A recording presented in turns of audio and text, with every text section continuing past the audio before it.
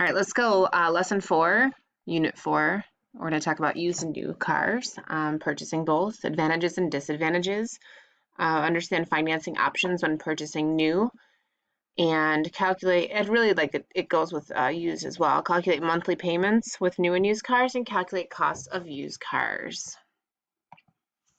So advantages of buying a new car. So you'll definitely have access to the newest and most advanced technology. The technology is always evolving, especially in cars. So it depends on how important that is to you. Safety features like that backup cam or self-parking or something like that. Always up to date on that technology. The car is more reliable. You are the first one to drive the car. There is nobody that has been behind the wheel. You know that has not been in any accidents. Um, you know the car's history because it hasn't gone anywhere.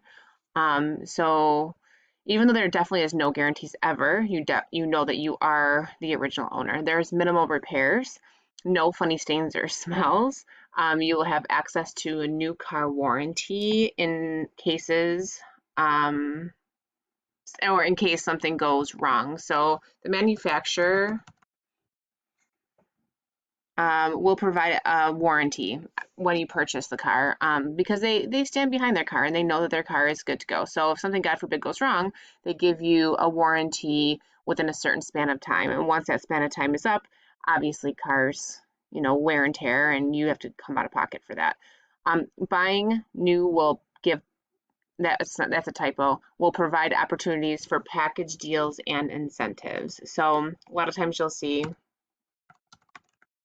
um, some dealerships that say, come on in, you get $200 if you buy new, or they'll add something in, free Sirius for a year. Well, they'll do something to get you in and buy that new car. Let's see, disadvantages of buying a new car. The price is much more expensive. I mean, you're buying it way higher than you would, obviously, a used car, unless it depends on the used car. I mean, if you have a better car, a better manufacturer, and sometimes used cars can be even way more expensive than brand new cars. You pay more in sales tax, obviously it's more expensive, and pay service fees. You lose 20% of the value of the car once driven off the lot, and 15% every year after. So believe it or not, the depreciation, which is the value lost of the car, decreases the minute you drive off the lot, 20% of the value. So you immediately lose money, which kind of stinks. So, but I mean, it depends. If you are looking for, you know, you want to be the original owner, you like that new smell, you just feel like this is it for you. Some people take that hit. They want that 20% appreciation. They'll take it because it's worth it to them, the safety, everything of having a new car. I had a feeling about a new car. Like I had certain feelings. I was like, I need to have a new car. That's why I leased for a long time. We'll talk about leases next year. I need to have a new car. I feel like it's safe, this and that. This is the first year I bought a used car, and I feel completely different. Um, I used to think used cars were like gross, and I probably won't ever go new again now that I have bought used, because I've gotten so much more in my used car, which is an advantage. So advantages of buying a used car, you will not take the hit of depreciation. So, I mean, it's already lost its value from the previous owner, so you're good to go. The tax and insurance premiums are lower. Obviously, the cost is lower, so your taxes are lower and your insurance is lower. And then this is what happened with me. Like my premium features, the options can still be had at a lower cost. So I have, I think it's like a 2018 or 2017 Dodge Durango, and I usually buy the base option because that's all I can afford. And this one was a sale, or it was a used car, and it had like 40,000 miles on it, which is a little more than I want because I drive a lot because I live in the Falls. And it has everything. It's got heated seats. It's got bucket seats in the second row, which is like the captain seats, the same as the front row. It's got heated second row seats. It's got heated steering. It's got automatic start. It's got sunroof. It's got Dre speakers. It's got leather seats. It's got chrome rims. It's got everything. but I was able to do that because it's a used car. If I were to buy that new, there's no way I would have been able to afford that. So yeah. So disadvantages of buying a used car: the quality and reliability isn't guaranteed, even if you have a vehicle fully inspected. You have to ask for a car history report. I knew that when I bought my car, I knew where my car was purchased. I knew where my car was serviced. I knew that my car had no accidents, and I knew that the oil was changed on a regular basis. Always ask for that car report. I think it's called Carfax. That will give you everything, the lowdown of your car. Don't go by word of mouth. Like if you buy it off of someone, oh no, it's been fine. I mean, yeah, never accidents. No, don't do that. Most used cars do not come with manufacturer warranty. Do not come with manufacturer warranty because usually it's past that day where the manufacturers don't guarantee any warranty. Unless it's a newer car, the manufacturers might still do it. Otherwise, like if something happens, it's out of pocket for you. You have limited options when it comes to specifics, because like car trim, color. I mean, it is what it is. I mean, this is what we have on the lot. You either take it or you leave it. There are miles already on it. A higher mileage in an older car can lead to issues quicker. It doesn't necessarily mean it will, but it could. All right, purchasing a new vehicle. Definitely want to have a down payment. It's money given to the car dealer that gets paid towards your car. If you can save up for it, it's definitely going to be advantageous for you, because the more you can save up, the cheaper your loan will be and the less interest you will pay. This allows you to take out a smaller loan, which will decrease your monthly payments. And if you have monthly payments that are smaller, you may be able to get a more expensive car. All right, so here are the options when you're buying a car, new or used. You can pay outright. If you could do this, that would be great.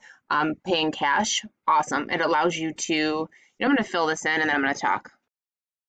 So the advantages of paying outright: allows you to skip payments and, more importantly, interest. I mean, you don't need a loan. You straight up own your car. Disadvantages: you have to save. It doesn't have to be a disadvantage if you don't need a car right away. I mean, you save for what you want.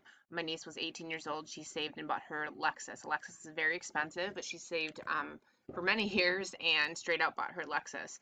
If you need a car right away, you may need to settle for less than what you want because you want to just pay it outright. Taking out a loan, advantages: you don't have to pay in full at the moment, and you get to have what you want. You may be able to get the car that you want. If you have a down payment, it will help lower your monthly payment. Disadvantages: obviously you have to pay interest. Balloon payment: I just learned this year because I actually took this option when I bought my Durango. So it's not the best option financially, but I really wanted this car, and in order for me to get this car, I had to do this option. So what it is that it lowered my monthly payments. It allowed me to buy a more expensive car, but I have to come up with a lump sum at the end of the loan. So I have to save as I'm going. If you're a planner and you can do this, this might be a better option for you. At the end of the loan, if the value of the car is high, like if it's worth something, then my lump sum will be lower. If the value of the car is lower, then my lump sum will be higher. So I do have to come up with a sum of money at the end.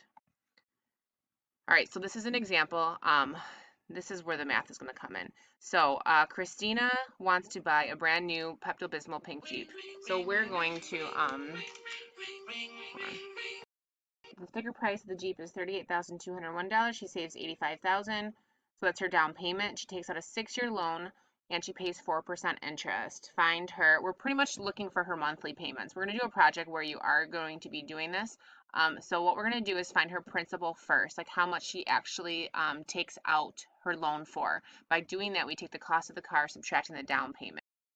So once that $8,500 is taken off, that loan amount is $29,701. So in addition to that, obviously we have to pay out interest. So I'm going to find the interest next.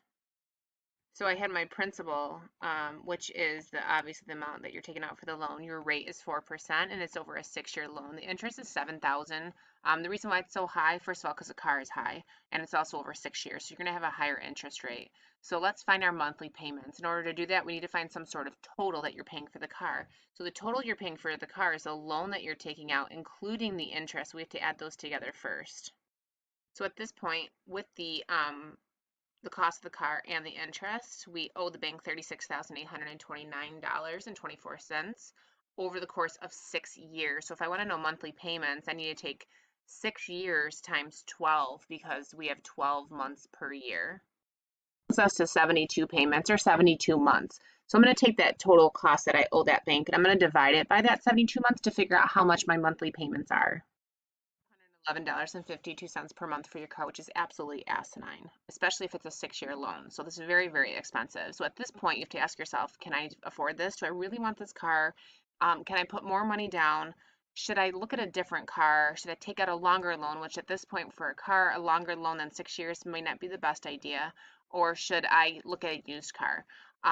So I know that banks will do this for you, but sometimes you want to maybe do this on your own. You need to know how it works because see what fits within your budget instead of sitting in a car dealership and then finding what you want and then figuring out you can't afford it because it takes a long time to go through the car process in a car dealership, like a couple hours, a couple days each, or a couple hours for a couple days.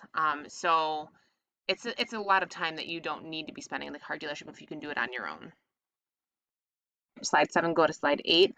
Purchasing a used vehicle. A vehicle was previously owned by somebody else. Dealers usually advertise used vehicles for prices that are higher than they expect you to pay because they want to make some money on it. So definitely this is where Kelley Blue Book comes in. And Edmunds, these are two other sites, the NADA site and the VMR site. I haven't used them, but I've heard about them. Check those out, get your research in before you go and put as much information as you can in those sites before you go and try to strike a deal for the car of your choice of that used vehicle. So what we're going to do on that next page and that next slide is we're going to kind of take a look at different, those of you who already have this, and I didn't change it, I changed the mileage up there. So this is a chart, and based on used vehicles, there are deductions that happen and there are things that you have to add on with options. So some deductions are like if the vehicle doesn't have air conditioning, that gets deducted from the price of the vehicle because that's standard. We should have air conditioning. And then also a deduct for a manual transmission, that's stick. And then we add on some extra stuff. Now over here, again, with used vehicles, obviously there's mileage on it. The more mileage, the more money that gets deducted because obviously with more miles, there is more wear and tear and more likely to kind of run into the ground quicker.